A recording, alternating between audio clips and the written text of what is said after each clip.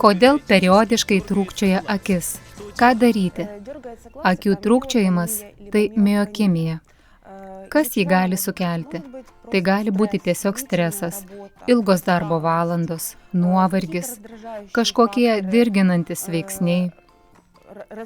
Taip pat gali būti mikroelementų ir makroelementų, pavyzdžiui, magnio, kalio, kalcio trūkumas.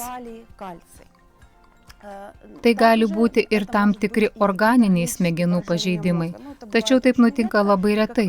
Ir tokiu atveju prie akies trūkčiojimo dar prisideda kokios nors kitos veido dalies trūkčiojimas.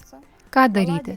Pirmiausia, nusiraminkite, susitvarkykite savo darbo režimą, santykius darbe ir namuose, daugiau miegokite, daugiau ilsėkitės, daugiau būkite gryname ore, taip pat sveikai maitinkitės, valgykite maisto produktus, kuriuose yra kalcio, kalio, magnio, pavyzdžiui, bananai, grikiai, riešutai.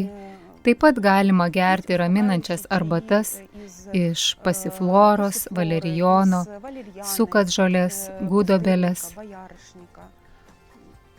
Galite vartoti vitaminų papildus su mineralais, ypač žiemos pavasario laikotarpiu, kai maiste trūksta būtinų elementų.